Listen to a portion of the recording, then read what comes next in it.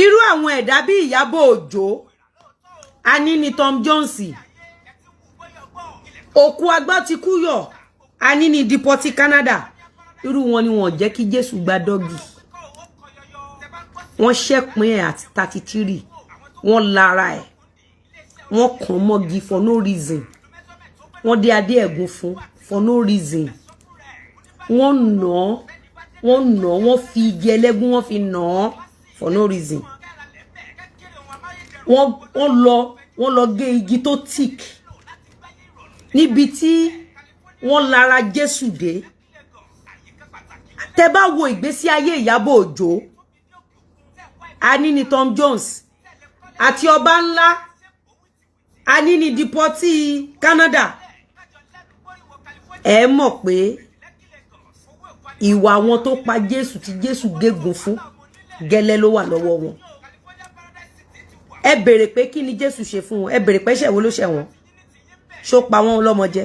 ṣó dọ́dọ̀ wọn ṣó rí tí wọn rò ṣó ṣèkà fún wọn ẹ béèrè lọ́wọ́ ọba ńlá pé ṣó tó ń ṣe fún Lizzy ṣó pray kí wọ́n ṣe fáwọn ọmọ ẹ̀ báwo lẹ ṣe máa ń sùn kẹ́ ẹ máa ṣe show fún ọmọ ọlọ́mọ tí ò wá bá yín ẹ wá máa sunkún pé Lizzy ń ṣépè fáwọn ọmọ yín ṣé ẹ̀yin ru àmì. èèyàn wa Lizzy Anjorin ti blast arábìnrin tí a mọ̀ sí Ọbànlá àti Ìyábọ̀ Òjó àwọn méjèèjì ní Lizzy Anjorin tí ó fún lépè tí ó wọ̀n lépè ní àárọ̀ yìí ẹ jẹ́ ká gbọ́ nǹkan tí ó tún ṣẹlẹ̀ lẹ́ẹ̀rin àwọn méjèèjì nínú fídíò tí ẹ̀ ń wò yìí ó ti yá. àmàlà àtewédú fún àwọn ọmọ Lizzy.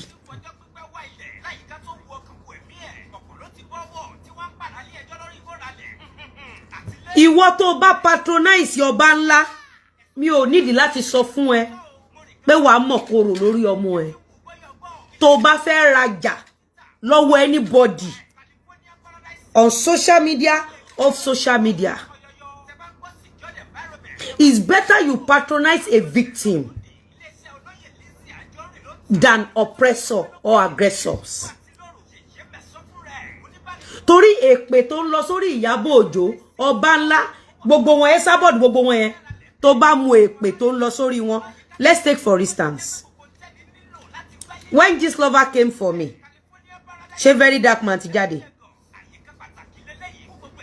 when Gistlover came for me ṣé Very Dark Man ti jáde Very Dark Man ti jáde remember what I told Gistlover mo ní Gistlover tó bá jẹ́ pé òtítọ́ ló gbé wá nípa mi ó free mo ní Gistlover tó bá jẹ́ pé irọ́ ló kọ nípa mi irọ́ ló sọ nípa mi torí àti gba owó ló ṣe ń blackmail mi mo ló máa ṣẹ̀sìn mo ló máa right enter mortuary ṣe mọ̀ pé in process tí ègún àti èpè yẹn ń ja Gistlover Mohbad kú Ìyábọ̀ Òjó jáde live London Gistlover ó dẹ̀ sọ fún mi pé kò sí èpè. Remember that when Ọbànlá was staging show for me 2018-2019 she was telling me pé òun lè ti torí tèmi wá láti Canada gbogbo ìgbà táwọn Ọbànlá ń ṣe show fún mi yẹn àwọn èèyàn ló ń kówó fún àwọn Ọbànlá wọn làwọn fẹ́ ṣe visa ṣó wá padà rí visa yẹn ṣe fún yín mo ń béèrè pé ṣó rí visa yẹn ṣe fún yín àwọn kan tún wá ń gbé owó fún bó ṣe ń ṣe show fún mi àwọn kan ń gbé owó fún wọn náà fẹ́ gbé oúnjẹ kọ̀ńténà wá láti Canada àbálọ àbábọ̀ a ní ní Canada òkú agbọ́ ti kúyọ̀ ó ní pé custom seize kọ̀ńténà ìtumọ̀ ẹ̀ ní wípé gbogbo 2019 tó ń ṣe show fún mi yẹn gbogbo eré tí mo sá ní kọ̀kọ̀ eré tó dáhùn lórí wọn ní gbangba láburú ni gbọ́ wọn ò fura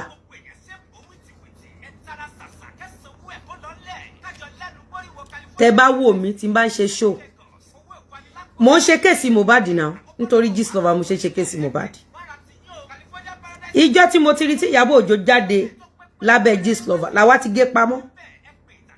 abẹ̀ sí ní gbogbo movement yẹn ń gé pamọ́ à ń tọ́jú à ń gé pamọ́ à ń tọ́jú à ń gé pamọ́ ọjọ́ yẹn làwa ti mọ̀ pé so Ìyábọ̀ Òjó ní audacity láti jáde London Gistlover. Mo dẹ̀ realize pé gbogbo èèyàn tí Ìyábọ̀ Òjó bá ti dájú so gbọ́dọ̀ lọ blog London Gistlover. Èdì ni tẹ́ bá wá wò gbé sí ayé Ìyábọ̀ òun náà wá tàbí ọbíọ́ pẹ̀lú owó òkú Mohbad kí ló ṣẹlẹ̀ sí ọ̀run là mọ́lẹ̀ sínú ìtújú. Question tí mo fẹ́ béèrè látorí esa board títí dé orí alákìísà ọba ńlá àwọn ọmọ ọlọ́mọ tí ò ṣẹ̀yìn tí ò ròyìn ten stage show fún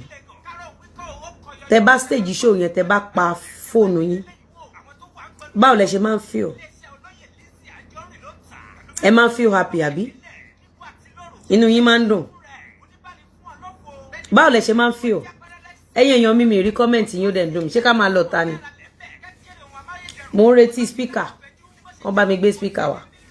ká wá bẹ̀rẹ̀ case ọba ńlá mi rí comment yín mọ́ mi rí comment yín mọ́ ẹ mọ̀ pé tí bàbá Mohbad ni mí mo mọ̀ nǹkan tí mo lè sọ nípa ìyá Mohbad náà mo dẹ̀ mọ̀ nǹkan tí mo lè sọ nípa ìyàwó Mohbad mo mọ̀ bí mo ṣe lè ṣe